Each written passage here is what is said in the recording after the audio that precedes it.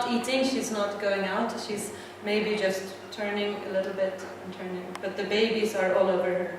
Yeah, that's there. The babies are active, yeah. Mother is sleeping. Mother is sort of sleeping, yeah, mainly sleeping. We know very little because we don't have video cameras in the nest, so... So this is the GPS data from the bears with the GPS collar. This interesting...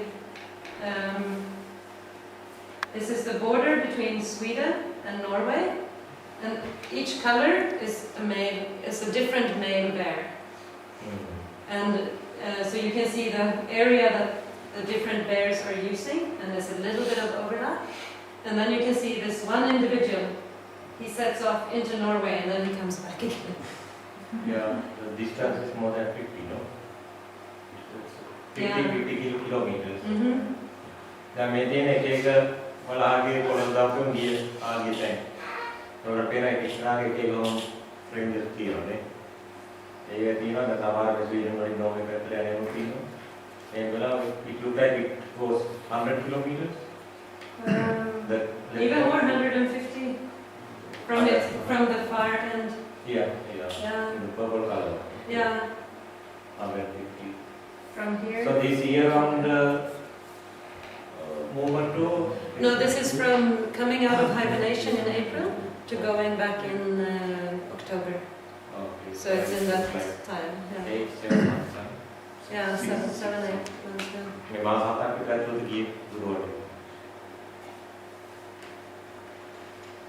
And then when we were working with the animals, I've been taking blood samples. So I'm using a portable machine, and this one we can have next to the animal and take samples, and I can look at the oxygen level of the animals and immediately get a response in the field. And then I've seen that a lot of animals have very low oxygen levels, so we're supplementing by sticking a little tube into the nose, and that increases the safety of our handling of the animals. Oh, so I'm going to machine in the lay for the current oxygen level. Level oxygen not on him. Upper Pula oxygen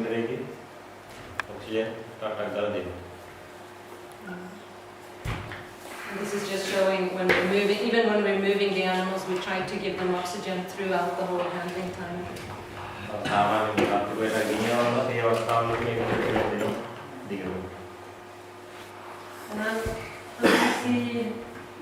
I'm going to leave over to Michelle, but I wanted to show you some... I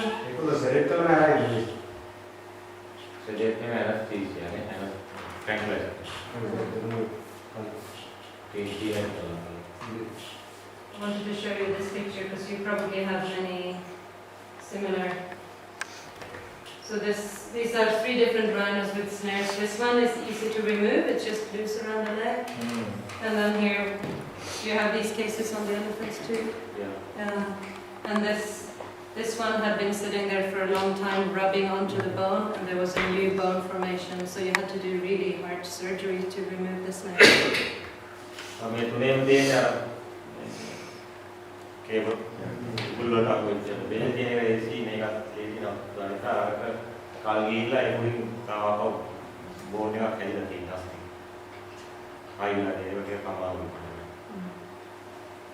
And my last picture, we can go. Is that Zimbabwe? That's in Zimbabwe, yeah. So I have 2 last pictures. I was thinking, there's too many today, but... So people often ask me, I'm sure they ask you as well, what is the most dangerous thing that happened to you? What is the most dangerous animal you worked on, or what is the most dangerous? And they think it's lion. But then it's also the drugs we're dealing with. The guns are dangerous, and the drugs are dangerous.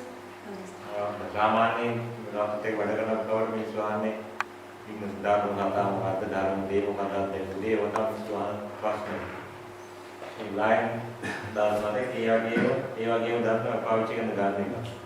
Gardening be to pay a game that you Patagin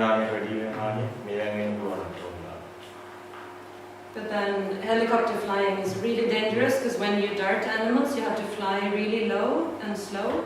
So that is a lot of accidents, and people are dying from helicopter crashes.